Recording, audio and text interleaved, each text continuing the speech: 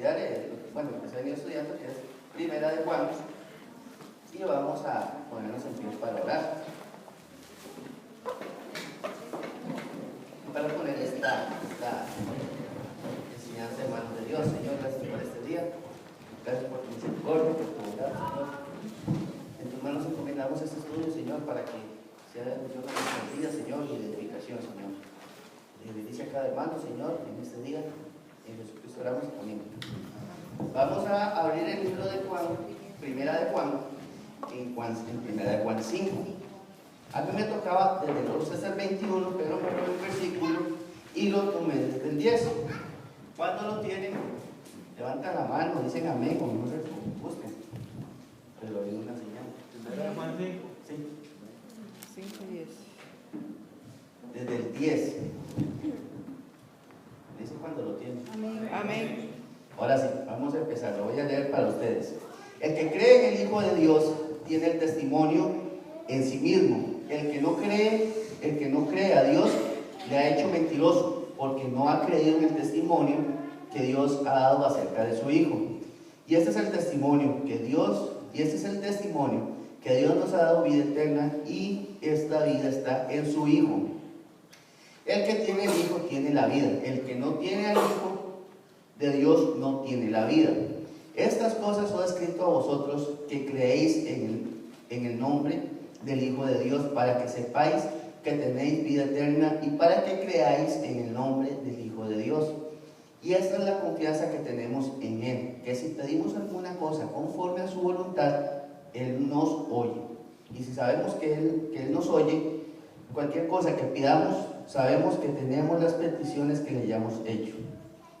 Si alguno viera a su hermano cometer pecado que no sea de muerte, pedirá y Dios le dará vida.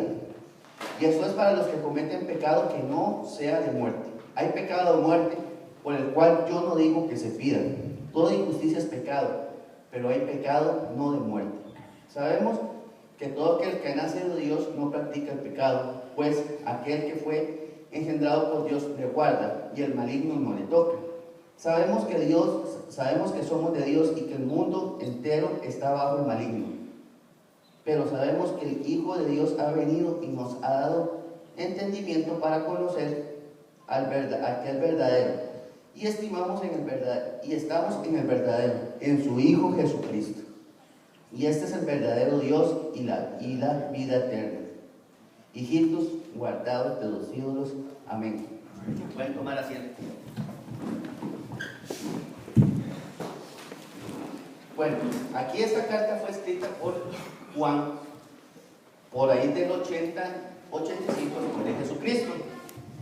¿Qué sabemos de Juan? Para entender un poquito la carta, la epístola, perdón, hay que saber un poquito más del escritor. Juan escribió el Evangelio de Juan, las 3 epístolas de Juan, la primera, la segunda y el Apocalipsis.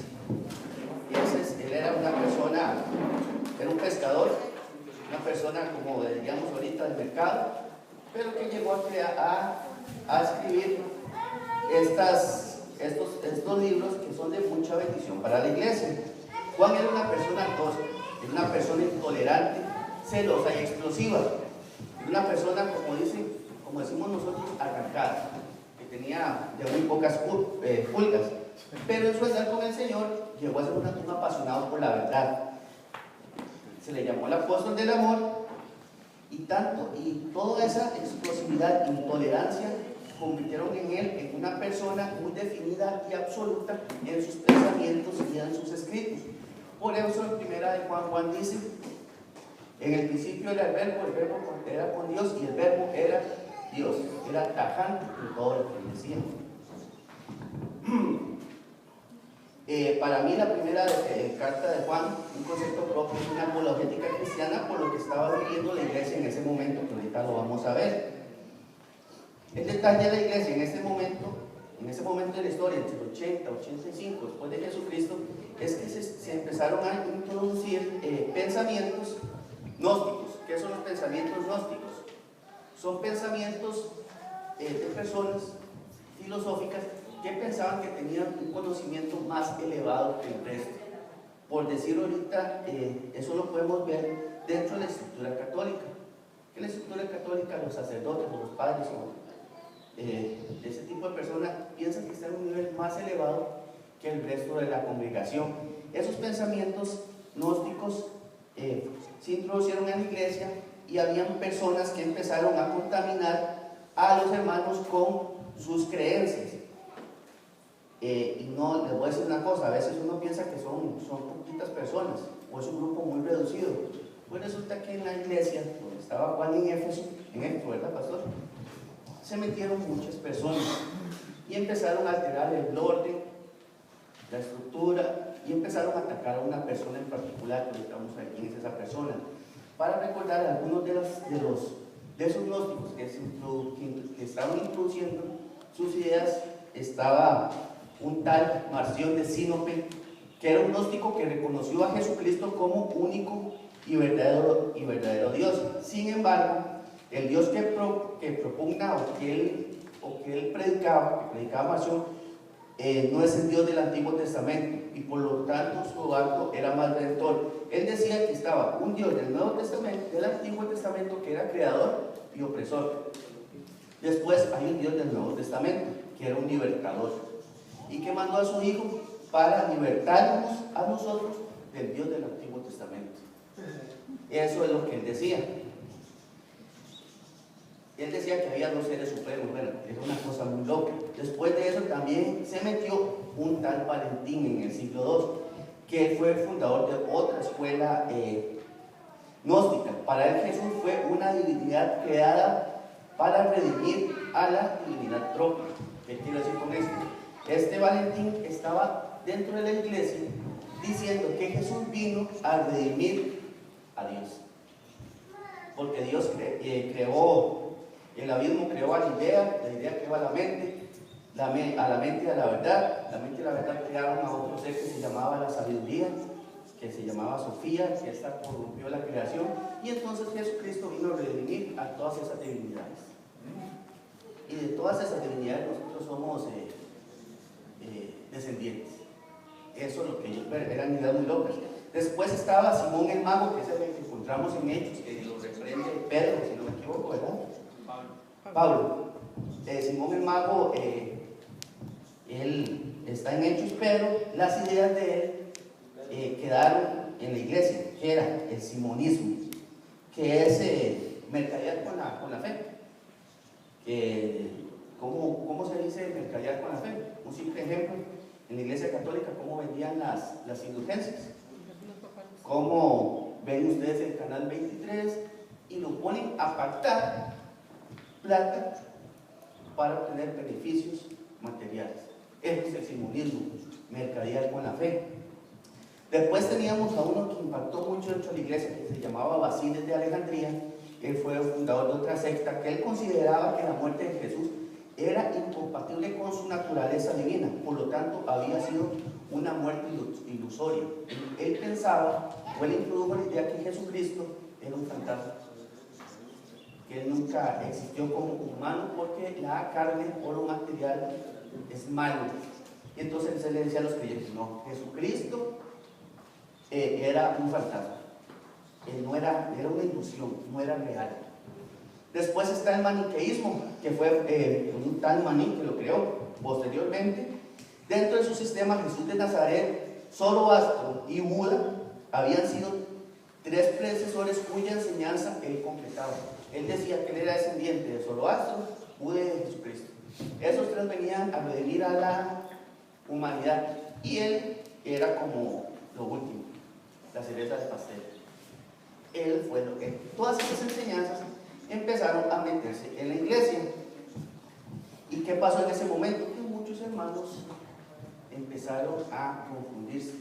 Cuando a uno lo atacan con ideas, usted cuando atacan, la gente empieza a disvariar, a ver cosas que no son, y a pensar cosas irracionales.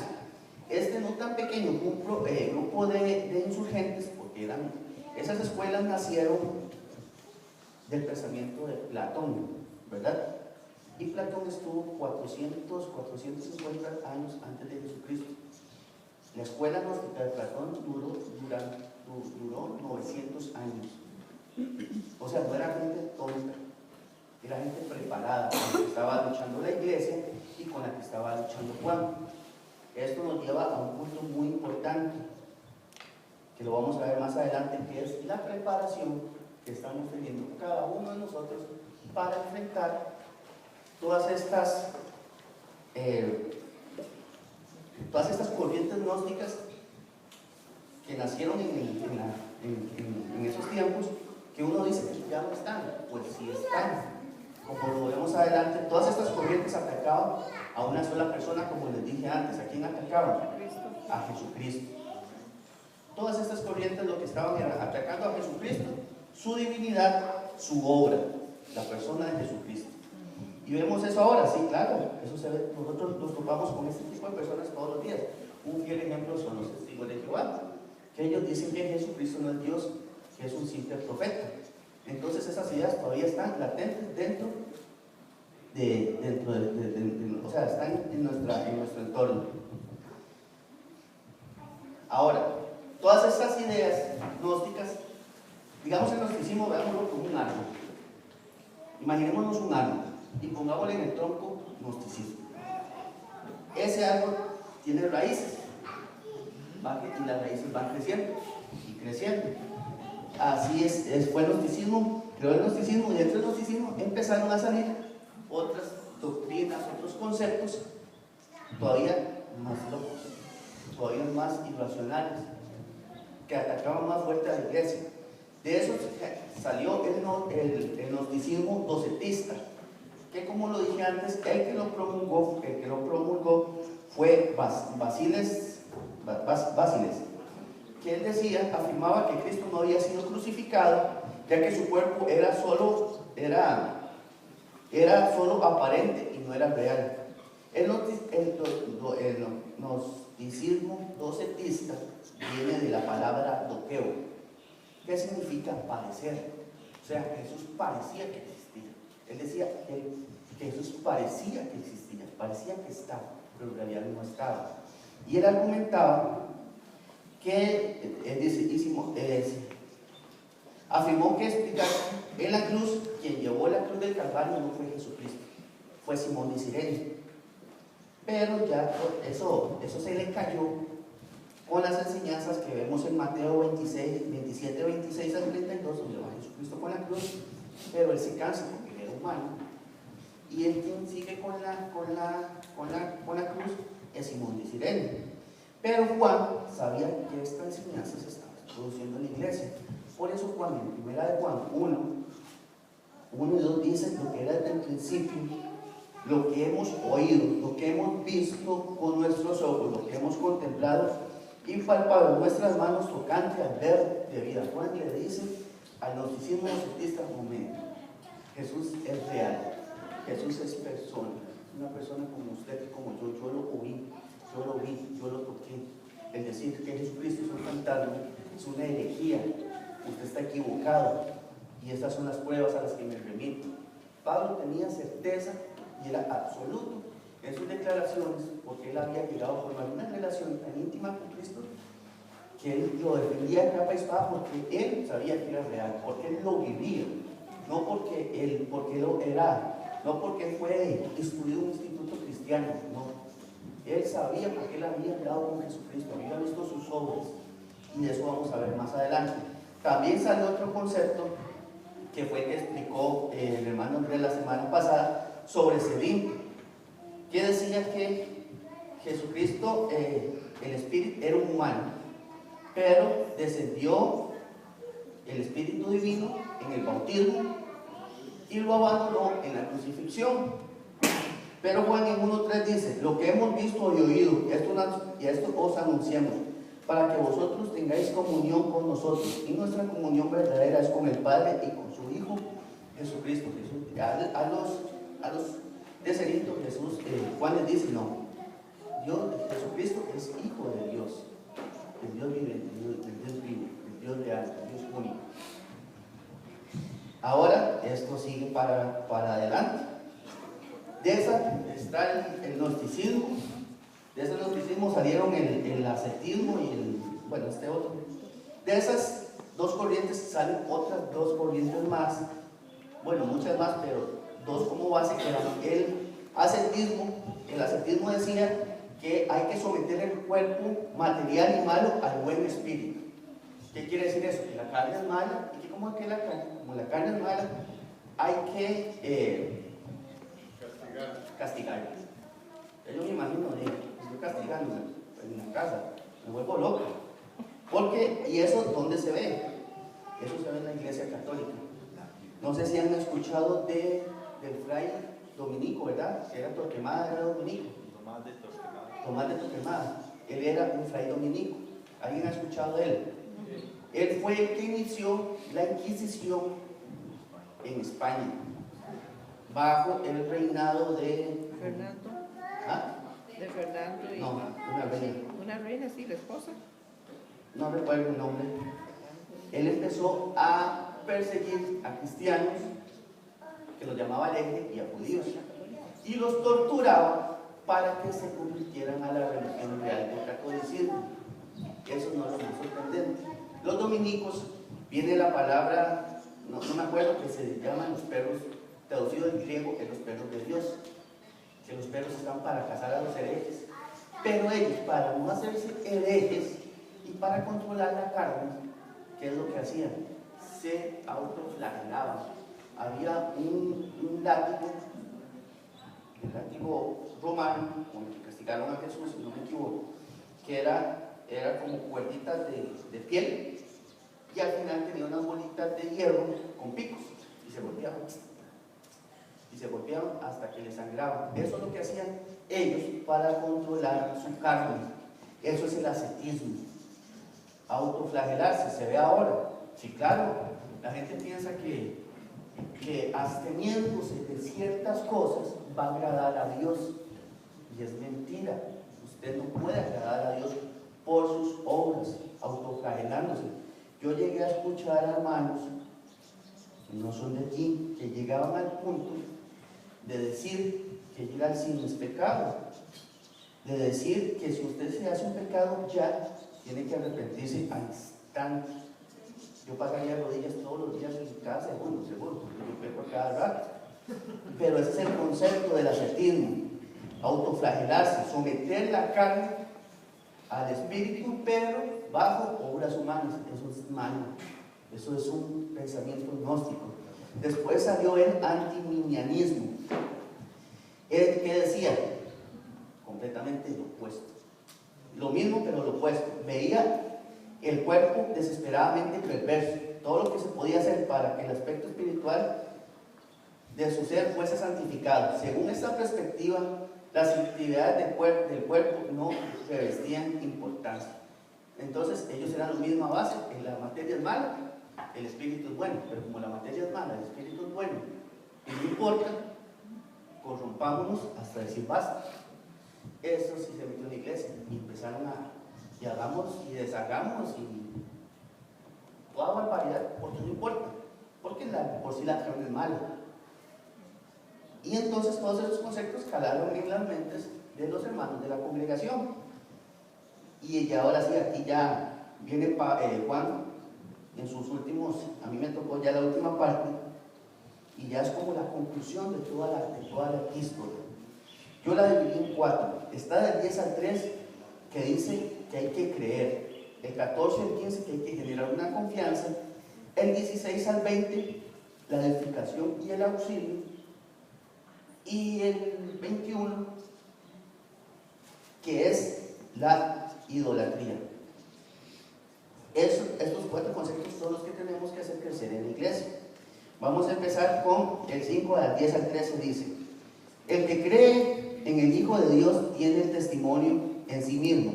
El que no cree a Dios le ha hecho mentiroso, porque no ha creído en el testimonio que Dios ha dado acerca de su Hijo. Y este testimonio que Dios nos ha dado vida eterna, y la vida está en su Hijo. El que tiene al Hijo tiene la vida. El que no tiene al Hijo de Dios no tiene la vida. Estas cosas os he escrito a vosotros que creéis en el nombre del Hijo de Dios, para que sepáis que tenéis vida eterna, y para que creáis en el nombre del Hijo de Dios. Entonces, aquí hay 2 palabras que se repiten en estos 3 versículos. La primera es creer, y sus derivadas aparecen 5 veces en 3 versículos. Por tal motivo es de suma importancia en un estudio. La palabra creer, Juan está diciendo a la iglesia de Éfeso que crean en el testimonio que Dios da sobre su Hijo Jesucristo, porque Él está en la vida. Cuando nosotros, a los deportistas, porque yo no soy muy deportista, pero yo escucho a Karina, a mi hermano Diego, a Ricardo, todos, que les gusta tomar muchos batidos. Yo no podría tomar un batido de los que toman ellos porque yo soy muy débil de estómago. Pero el batido le echan banano, sandía, papaya, no sé, le echan un montón de cosas, había por haber. En una licuadora se revuelve las aspas y queda un solo batido. Y uno se está tomando ni sabe lo que se está tomando, pero uno se lo toma y le gusta. Eso es lo que pasó a la iglesia. Todas estas ideas generaron una confusión entre los hermanos. Y estos conceptos estaban engañando a la gente. ¿Por qué? Porque todo sonaba bonito. Y como eran de personas preparadas, era aún mejor. Como cuando aquí, como algún trabajo, cuando uno es una persona titulada, tenés un doctorado en administración. No sé. Nosotros vemos que uno se impresiona. Porque nos pasa, como nos pasaba a nosotros. Soy misionero del sur y no sé qué, y eso impacta a uno. ¿Por qué? Porque el título a veces pensamos que hace la persona, y eso no es así. Los hermanos, escucha, este es de la iglesia, este es de la Universidad de Platón, debe saber, hagámosle caso, y le daban paso a predicar el culto, y que empezaba a meter ideas que generaban confusión entre los hermanos, porque hay que ser sincero, aquí la iglesia estaba naciendo, estaba creciendo, estaba bebé. Los hermanos tal vez no tenían el conocimiento o las herramientas necesarias para poder defender la fe. Entonces cualquier persona daba cualquier discurso y le decían amén. Entonces, por ese motivo, estos conceptos y ideas que se generó una confusión, engañó a la gente. Pero el más peligroso y ataque más directo estaba relacionado hacia Jesucristo. Todas estas enseñanzas bonitas, iban bonitas, pero llegaban a un punto donde todas estas enseñanzas atacaban a Jesucristo, a la persona, a obra y vida de Jesucristo. ¿Por qué las atacaban? Porque se contraponían contra lo que ellos pensaban. Entonces tenían que atacarlo. Y empezaron a atacarlo. ¿Y qué fue lo que generó? Que vamos a ver más adelante. Generó una debilidad, generó temor, generó desconfianza en Jesucristo. Por eso Juan escribe esa carta. Juan fue testigo de primera mano y por eso reconoce y vuelve a afirmar de forma tajante sus ideas. Alguien que busque, por favor, Juan 1:1. Alguien que busque Juan 3:16. Y alguien con Juan 14:6. Juan, si bien era un pescador, yo me imagino una escena, tal vez Jesucristo yendo por el mercado y acá, venga, usted me va a seguir. Se escogió la escoria. A lo guapo. Así. Yo a Luisito en el carro, Luisito, venga, usted me va a seguir. Eso fue, cada uno de nosotros. No, sí, pero es que eso fue lo que escogió Dios, a lo menospreciado del mundo, a la basura. Es como que llegó, metió la mano en su él, limpió, por así, va a trabajar para mí. Y Juan era una persona cosa, amargada, supongo, efervescente, leitera, de pescador. Todos que se metían a los bares de los pescadores y se agarraban con el todo el mundo. Así pudo haber sido Juan, pero en su peregrinaje con Jesucristo hubo una transformación que lo vamos a ver. Juan era una persona absoluta y tajante. Juan sabía de Jesucristo porque Juan era del círculo íntimo de Jesús, no de la argolla. No podemos confundir. Juan era de una argolla y Mateo de otra. Habían círculos de intimidad. Juan era del círculo íntimo de Jesús junto con Jacobo su hermano y con Pedro. Eran los tres con los que más Jesús andaba. Por decirlo así. ¿Perdón? Eran pescadores. Después estaba Mateo, el recaudador de impuestos, que Mateo andaba con uno que hizo, el otro era Mateo, Mateo, que lo puso a andar con alguien que mataba a recaudadores de impuestos, un celote, que era un terrorista. Ese celote mataba a personas como Mateo, llegaron a ser los demonios. Simón y Mateo andaban juntos, pero eran de dos grupos distintos. Los de Simón mataban a los de Mateo, y los judíos los dos. Todas esas cosas hay que saberlas. Ahora sí, como Juan era una persona que anduvo tanto con Jesús, conocía muy bien a Jesús, y por eso él defendió tanto en esos escritos la obra de Jesucristo contra estas personas. Juan conocía y sabía de la divinidad de Jesús. Primera de Juan 5:10 dice: el que cree en el Hijo de Dios tiene el testimonio en sí mismo. El que no cree le ha hecho mentiroso, porque no ha creído en el testimonio que Dios ha dado acerca de su Hijo. Juan dice que Jesucristo es Dios, muchachos. No es un fantasma, no es una aparición, no es alguien que se le vino el espíritu de un momento y se le fue en otro. No. Juan dice que Jesucristo es Dios. Absolutamente lo creo y lo digo abiertamente. Y no solo Juan, que dice Juan 1:1, ¿quién lo tiene? En el principio era el verbo, y el verbo era con Dios, y el verbo era Dios. Entonces Juan en sus escritos dice el verbo era Dios. O sea, Jesucristo es Dios. No crean en las enseñanzas gnósticas de los testigos de Jehová que niegan que Jesucristo es Dios, porque ese gnosticismo se ha pasado durante generación y generación y todavía existe, que niegan a Jesucristo como Dios. Eso es lo que Juan dice: no, Jesucristo es Dios. Después, Juan dice: no, Dios no era un simple profeta que estuvo primero Zoroastro, después Buda y después Jesucristo. No, Dios es el único Hijo de Dios. Porque ellos decían: no, primero estuvo Zoroastro, después Buda, después Jesucristo, después Maní, que salió el maniqueísmo. Juan dice: no, Jesucristo es el único Hijo de Dios. Juan 5:12 dice: el que tiene al Hijo tiene la vida, el que no tiene al Hijo de Dios no tiene la vida. Dice el Hijo de Dios. Juan dice solo Jesucristo es el Hijo de Dios. Juan 3:16, ¿quién lo tiene? Amén. Porque de tal manera amó Dios al mundo que ha dado a su Hijo unigénito, para que todo aquel que en él cree no se pierda, mas tenga vida eterna. Entonces, ha dado a su único Hijo. Unigénico es único. Único es que solo es Él, ya, no hay más. Nosotros somos adoptados por la sangre de Cristo. Jesucristo es Hijo único de Dios. No hay ni otro, ni van a venir otros. Solo hay uno, Jesucristo. Eso es lo que estaba atacando. Ahora Juan dice: el testimonio de Cristo es real. Juan les dice: vean, es real, porque yo lo vi, yo lo pasé, yo estuve ahí.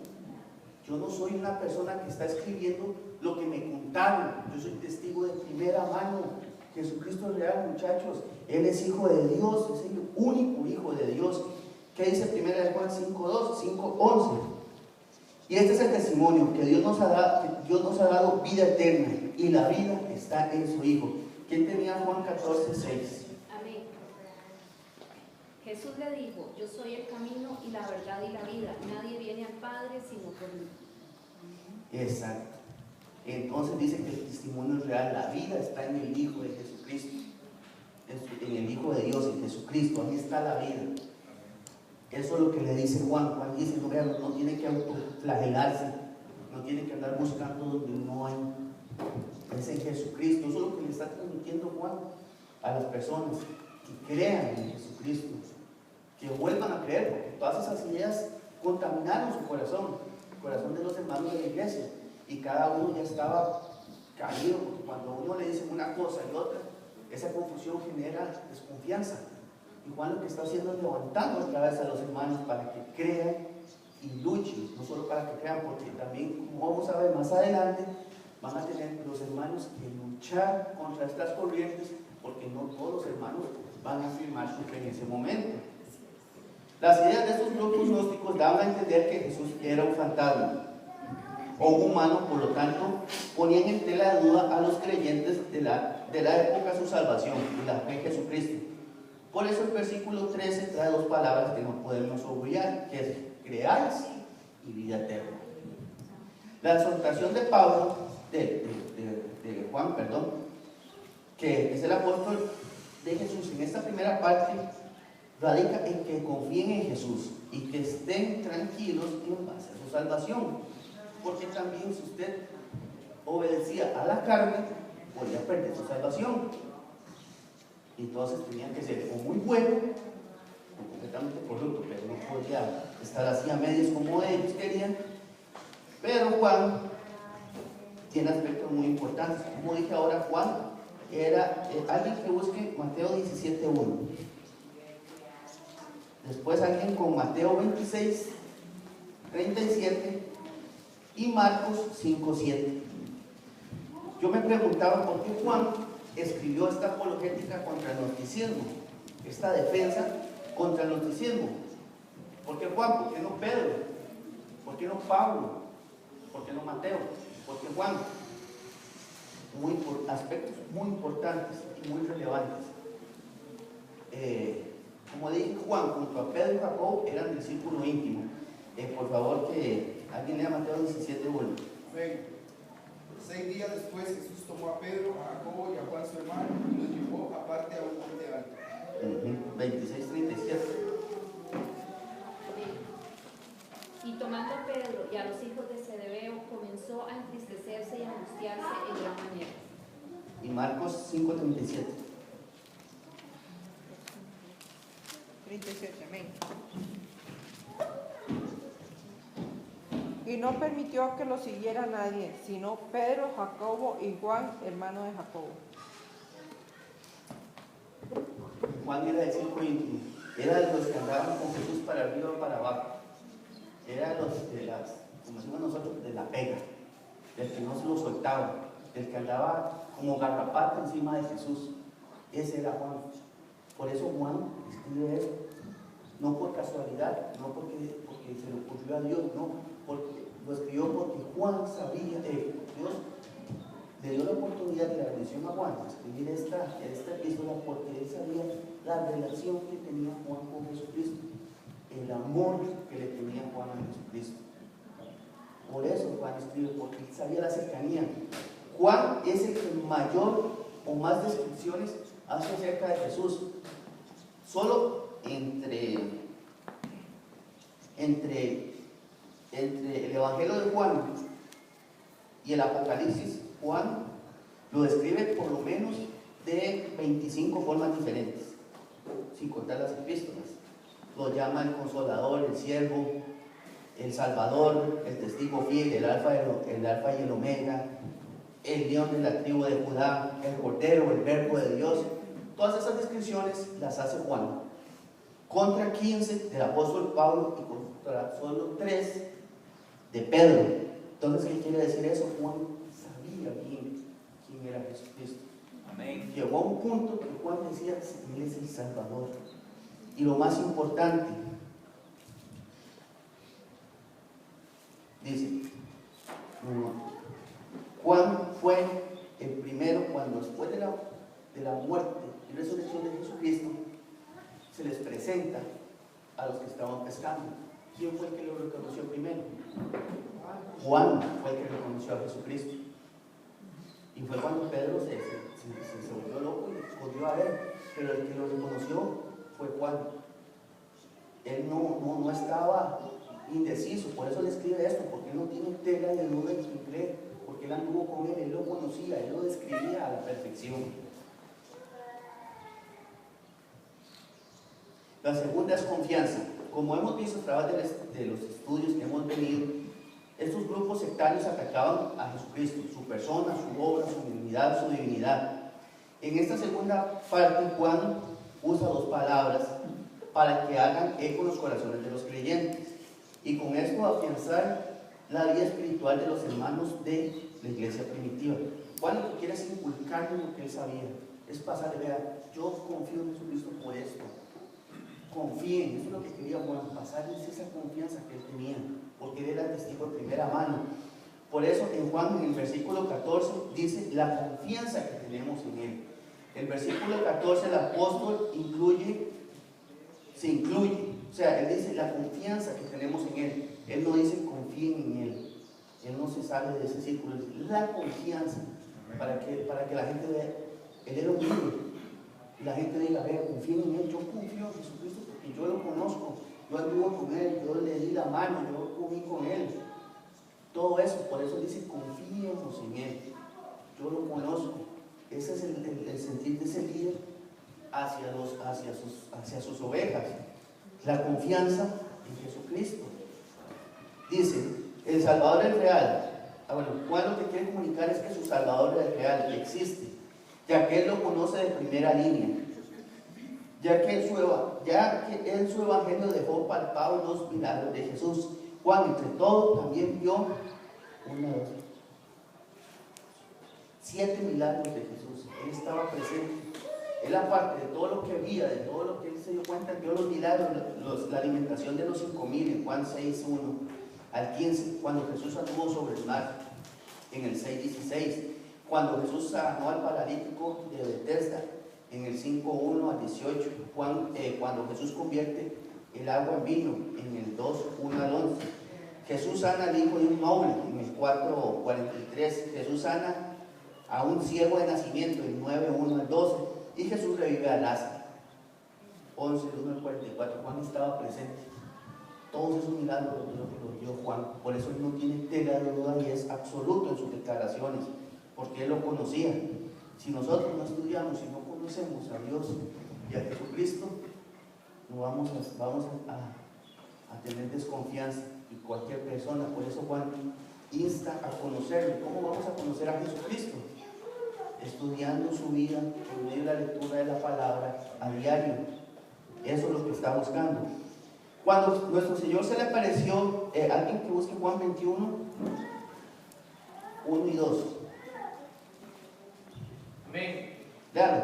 Después de esto, Jesús se manifestó otra vez a sus discípulos junto al mar de Tiberias y se manifestó de esta manera. Estaban juntos Simón Pedro, Tomás llamado Dídimo, Natanael de Caná de Galilea, los hijos de Zebedeo y otros 2 de sus discípulos. Simón Pedro les dijo, voy a pescar. Ellos le dijeron, vamos, nosotros también contigo. Fueron y entraron en una barca y aquella noche no pescaron nada. Cuando ya iba amaneciendo, se presentó Jesús en la playa, mas los discípulos no sabían que era Jesús. Y les dijo, hijitos, ¿tenéis algo de comer? Le respondieron, no. Él les dijo, echad la red a la derecha de la barca y hallaréis. Entonces la echaron y ya no la podían sacar por la gran cantidad de peces.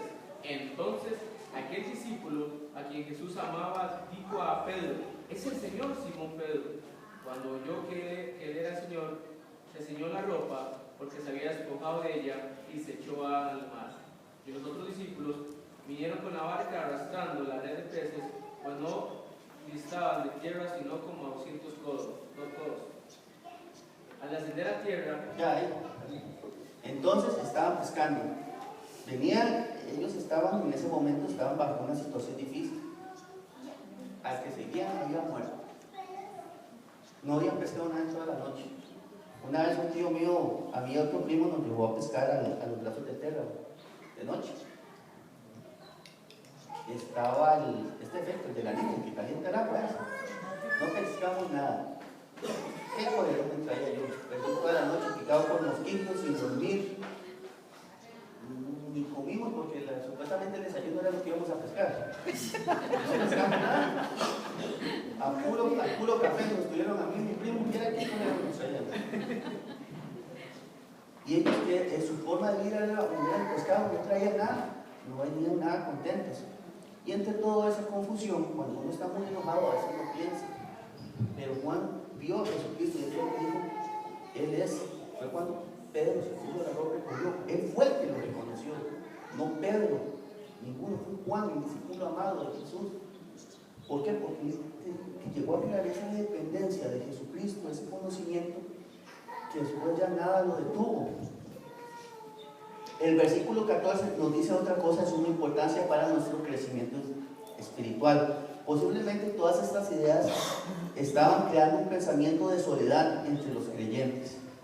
Y otra vez Juan sale al paso y les comunica que no están solos, que Jesús está vivo y que les oye. Todas estas, decir, vea, Jesucristo es un fantasma, Jesucristo era un simple humano, Jesucristo no existió. Todas estas ideas fueron calando en el corazón de los hermanos y se fueron enfriando. ¿Qué pensaban? Pero si Jesucristo era humano y murió, no nosotros, hicieron un fantasma, ya no está. ¿Para qué orar? ¿Para qué pedir? ¿Para qué clamar? Por eso Juan dice en el 15, dice en el 14, y esta es la confianza que tenemos, que si pedimos alguna cosa conforme a su voluntad, Él nos oye. Y sabemos que Él nos oye. ¿Por qué Él nos oye? Porque Él está vivo, porque Él es real. Él no es un simple fantasma o un simple humano, como lo querían presentar los enemigos de Cristo. Él es real, es Dios. Eso es lo que dice Juan. Él nos oye. Él está pendiente de cada uno de nosotros. Amén. Él no se olvidó de nosotros. Él no dejó de existir. Él no es un ente que se fue y ya, porque Él nos oye. La tercera parte es el compañerismo y la edificación, que está en el 16 en adelante. Si alguno viera a su hermano cometer pecado que no sea de muerte, pedirá y Dios le dará vida. Esto es para los que cometen pecado que no sea de muerte. ¿Qué pasa? Todos estos pensamientos, hay unos que dijeron, no, si la carne es mala, pequemos, porque el espíritu es bueno y la carne no importa, corrompámonos. Pero ¿qué les dice Juan? No. Como vimos anteriormente, surgieron todas estas corrientes. Y hubo una que caló la iglesia primitiva, que era el antiminianismo, que defendía que la fe lo llenaba todo y era lo único necesario. Y que como la ley de Moisés era inútil para la salvación, es indiferente que un creyente persevere en el pecado para que la gracia abunde. Entonces decían, pequemos porque la gracia... Cuando abundó el pecado, sobreabundó la gracia. Un grupo decía, pequemos porque la gracia abunda. Entre más pecamos, no importa. Pequemos lo que sea, no nos importa, porque Jesucristo ya nos salvó. Pero ya Pablo había hablado de eso, ¿no? Sí, pero estamos con Juan, ese es el problema más adelante. Le dice, entonces, si usted ve a su hermano que está en pecado, ore por él. Si alguno viene a su hermano a cometer pecado que no sea de muerte, pedirá y Dios le dará vida. Entonces, si usted ve a su hermano en pecado, ¿qué le dice Juan? Ore. Ahora sí, ahí está aquí es donde ya viene a pelear el cristiano, porque nosotros tenemos que pelear contra eso y ser un compañero. ¿Cómo? Orando por los hermanos. Cuando uno ve a un hermano caído, ¿qué es lo que hace? Sinceramente. ¿Cómo? Hacemos leña del árbol caído, porque esa es la naturaleza nuestra. Es más fácil destruir que edificar. Las Torres Gemelas se hicieron en no sé cuántos años y en una hora se las bajaron. No sé cuántas obras. Bueno, aquí se quita las ruinas. ¿Cuántas veces las han construido? ¿Cuántos años han durado? Y rápido un terremoto vino y se las voló. Entonces para nosotros es más fácil destruir que edificar. Pero Juan dice no, edifiquen y no destruyan. Hay hermanos que han sido contaminados. Ore por ese hermano, no lo deje solo. Para hablar de una manera clara y aplicable en nuestras vidas, oremos. Digamos que un hermano no viene porque está caído, no sé, sea cual sea la razón, uno tiene que acercar con un espíritu de mansedumbre. ¿Qué pasó? Vení, oremos juntos. Gálatas 6:1 dice, hermanos, hermanos, si alguno es sorprendido en alguna falta, vosotros que sois espirituales, restaurarle en espíritu de mansedumbre, mirándote a ti mismo, no sea que tú también seas tentado. Y Mateo 18:15 dice, si tu hermano peca, ve y repréndelo a solas. Si te escucha, has ganado a tu hermano. Entonces Juan dice, hay muchos hermanos que han sido contaminados, que se han descarriado, que andan de pecado en pecado, no sé, burtel en burtel, cantina en cantina, chismeando, no sé, que se vivía tanto en esa época. Restauren, levanten, ore por él a Dios y Dios le va a dar vida. No hable con él, con el hermano, porque lo que va es a hundirlo. No, ore a Dios, pídale a Dios. Y también se menciona el pecado de muerte, que ese pecado de muerte ha sido todo una incógnita. Pero ese pecado de muerte, ¿qué es? Es muerte espiritual. Era para personas, para estos falsos maestros que estaban introduciendo esas herejías, ese pecado de muerte. Dice, hay pecado de muerte, en el versículo 16, ese pecado de muerte es de muerte espiritual, por todas esas herejías que se estaban metiendo dentro de la congregación, que estaban contaminando a los hermanos. Esos había que alejarlos, porque esos eran personas que conocían la verdad, pero no les interesó. Se convirtieron en herejes, conocen la verdad, pero la desechan. Ya están muertos espiritualmente, porque no les interesa la obra de Jesucristo.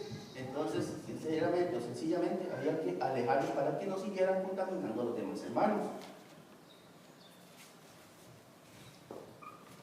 En el versículo 18 al 20, dice, sabemos que todo aquel que ha nacido de Dios no practica el pecado, pues el que fue engendrado por Dios le guarda y el maligno no le toca.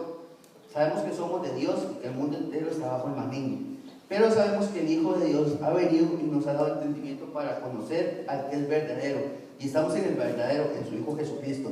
Y este es el verdadero Dios y la vida eterna.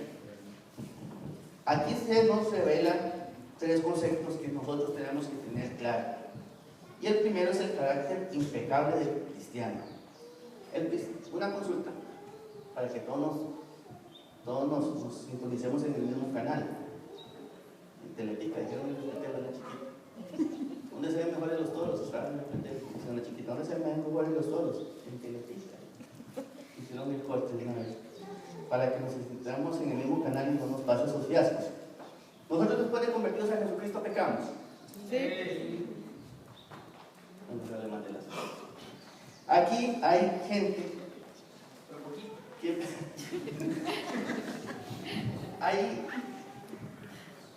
y eso se ve ahora. Hay hermanos que piensan que si usted se convierte, deja de pecar. O tiene que dejar de pecar, santificándose, autosantificándose. Y esas enseñanzas se ven ahora, ¿sí? Claro. Tanto como antes, se ven ahora. Y lo hemos visto. Pero, este versículo genera cierta confusión. ¿Por qué? Porque uno no estudia la Biblia. Porque si uno dice de primera mano, sabemos que todo aquel que ha nacido de Dios no practica el pecado. Si yo no estudio y veo eso, digo, voy a seguir pecando. Ya no voy a seguir pecando. Es ilógico. Pero eso no es así. Aquí juega el estudio que nosotros tengamos de la Biblia en los tiempos verbales. El verbo es un verbo en griego, se encuentra en tiempo presente. Aquí lo que se está es en tiempo presente, lo cual indica una acción continua. Estos versículos, por lo tanto, no aseguran que el cristiano no peca después de su conversión, ni para el caso que el creyente alcanza alguna vez perfección en su vida. Esto quiere decir que nosotros no vamos a alcanzar una perfección espiritual en nuestra vida, con nuestros medios, no vamos a dejar de pecar, ni vamos a ser santos porque dejamos de pecar. Eso no quiere decir esto. El tiempo presente en este contexto indica la interrupción de la permanente actividad del pecado en la vida del discípulo. De modo que este versículo puede entenderse con el significado para entenderlo mejor, una mejor traducción sería: todo aquel que pertenece en él no peca continua y habitualmente. En pocas palabras, no se deleita en el pecado, sino se deleita en Jesucristo. esto es lo que Juan quiere comunicarle al creyente, porque a la iglesia de Jesús. Ellos estaban tan consumidos por tantas doctrinas, que no hay que pecar, que Jesucristo no existió, que pequemos porque la gracia abunda. Entonces Pablo dice, no, eso es así, y termina, vea, diciéndoles, tranquilos. Ustedes no pueden deleitarse en el pecado, no pueden estar deleitándose ni revolcándose en el barro, deleítense en Jesucristo. Después la otra segunda posición que está dice la posición de creyente como hijo de Dios. Versículo 9 dice, si recibimos el testimonio de los hombres, mayor es el testimonio de Dios, porque es el testimonio con que Dios ha testificado acerca de su Hijo. Y la 3 es la relación del creyente con Jesucristo. Entonces nos enseña nuestra posición ante el pecado, la posición de nosotros como hijos de Dios y la posición del creyente respecto a Jesucristo. Si vemos, esas tres afirmaciones empiezan con algo, una palabra. Si alguien me la dice, se gana un chocolate que el pastor se lo regala. O sea, mentiras. Bueno, Cali, ¿Cuál es la palabra? aquí hay una palabra muy importante. ¿Dónde? ¿Dónde está usted? Veces. Del versículo 18 al 20. Aquí aparece una palabra que es una llamada de atención. Sabemos. Esas tres afirmaciones empiezan con la palabra sabemos. ¿Qué quiere decir esto? Que ellos han estudiado, que hay que estudiar para afirmar la fe. Nosotros sabemos todo esto o no lo sabemos. Eso queda a cada conciencia si usted estudia o no. Y Pablo termina con algo que me dio Juan, termina con algo que me causó que termina con el versículo 21, hijitos guardados de los ídolos. ¿Qué tiene que ver los ídolos con todo esto? No se habla nada de ídolos. ¿Qué tiene que ver? Es la confusión. Pues resulta que, como decimos, como estaba comentando ahora recién, si uno ve a alguien titulado, ¿qué es lo que piensa? Es una persona que está exaltada. El gnosticismo decía que el gnosticismo enseña que hay un pequeño grupo, como que aquí hubiera un pequeñito grupo que tiene un conocimiento más elevado que el resto, que tiene un conocimiento mucho más elevado que el resto. Entonces, cuando uno ve a alguien titulado o lo que sea, como cuando Cristiano Ronaldo llega a otros países, gente que se desmaya y se pone a llorar. Hace poco yo estaba viendo unos tatuajes que había gente que se tatuó a Maradona, que se tatuó a Cristiano Ronaldo, que se tatuó a Che, como signo de adoración. Entonces Juan les dice guardado de los ídolos. Entonces, ¿qué es guardar de los ídolos? La gente estaba idolatrando al falso maestro. Entonces, un ídolo no es solo esa imagen que está ahí, un santo. Nosotros no podemos hacer imágenes de hombres. Juan les dice, guárdense de los ídolos, guárdense de esos falsos maestros, no los idolatren porque los van a llevar al abismo. Nada más nos van a perder. Eso es lo que termina con Juan. Aquí ya esta es la conclusión de todo. Todo Juan les dice, guardado de los ídolos. Entonces, ¿qué es lo que quiere decir esto? Hebreos 12:2 dice, puesto los ojos en Jesús, el autor y consumador de la fe. La vista del creyente no puede estar puesta en hombres, tiene que estar puesta en Jesucristo. Nada más. ¿Por qué? Porque un hombre, como lo vimos en estos estudios, te va a enredar. Porque ellos tenían un pensamiento lo bajaban al corazón y corrompían todo lo que es la obra de Dios. Entonces Juan dice, pongan su vista en Jesucristo. Nada más. Vamos a orar para terminar.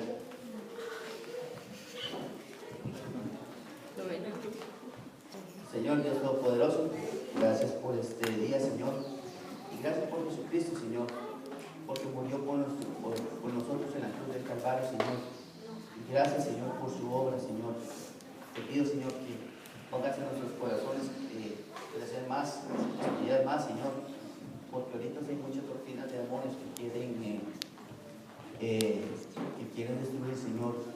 a tu Hijo, Señor, su obra, su divinidad, Señor.